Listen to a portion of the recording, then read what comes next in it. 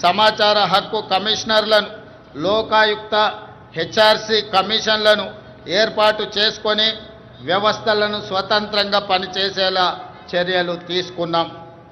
తెలంగాణ సమాజానికి పునాదులు మహిళలే.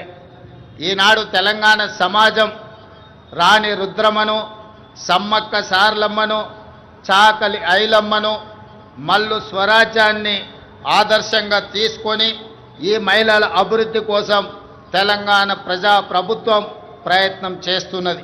అందుకే 1 కోటి మంది ఆడబిడ్డలను కోటీశ్వరులుగా చేయాలనే ఉక్కు సంకల్పంతో ప్రజా ప్రభుత్వం ముందుకు వెళ్తున్నది.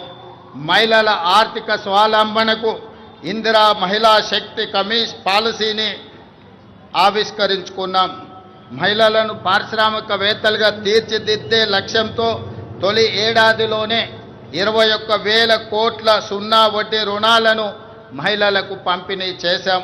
పాఠశాలల్లో మౌలిక వసతులను కల్పించేందుకు పనులను అమ్మ ఆదర్శ కమిటీలకు అప్పచెప్పాం. దేశంలో అదానీ అంబానీలతో పోటీ పడేలా మహిళా స్వయం సహాయక సంఘాలతో సోలార్ విద్యుత్ ఉత్పత్తి ప్లాంట్లను ఏర్పాటు చేయించాం. పెట్రోల్ బంకులు, పాఠశాల నిర్వహణ, యూనిఫామ్ల కుట్టు పనితో పాటు మహిళా శక్తి క్యాంటీన్లను నిర్వహించేలా మహిళలను ప్రోత్సహిస్తున్నాం.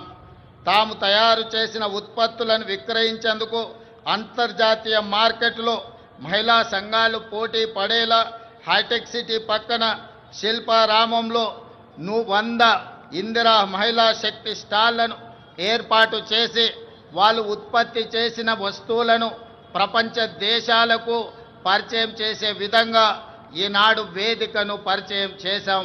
ఇందిరా మహిళా శక్తి సంఘాలకు ఆర్టీసీ బస్సుల్లో మహిళలకు ఉచిత బస్సు ప్రయాణం సౌకర్యం కల్పించడమే కాదు, ఆ బస్సులకు వారిని యజమానులను చేశాం.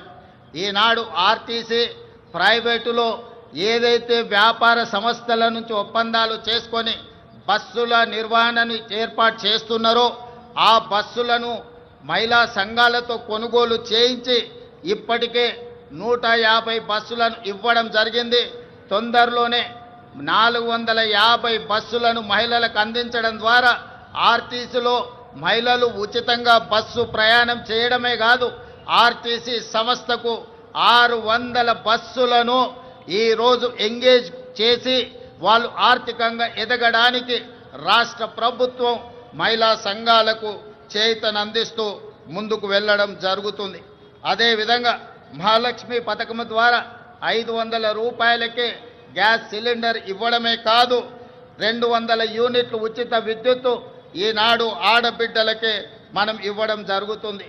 అదేవిధంగా ఈరోజు తెలంగాణ రాష్ట్రంలో ఇందిరమ్మ ఇండ్లు కేటాయిస్తున్నాం. ఈ ఇందిరమ్మ ఇండ్లు కూడా ఇంటి ఆడబిడ్డ అయిన మహాలక్ష్మి ఆడబిడ్డలకే ఈరోజు ఇందిరమ్మ ఇండ్లు కేటాయించడం జరుగుతుంది. అదేవిధంగా రాష్ట్రంలో స్వయం సహాయక సంఘాల మహిళా సభ్యులకు QR కోడ్తో కూడిన ప్రత్యేక కార్డులు అందజేయాలని నిర్ణయించాం. వారికి ప్రతి సంవత్సరం ఉచిత వైద్య పరీక్షలు నిర్వహించి హెల్త్ ప్రొఫైల్ వివరాలతో పాటు పూర్తి వివరాలను ఆ కార్డులో పొందుపరుస్తాం. రాష్ట్రంలో మహిళా లక్ష్మిగా మారి సగర్వంగా నిలబడాలనేది మా ప్రజా ప్రభుత్వం యొక్క లక్ష్యం.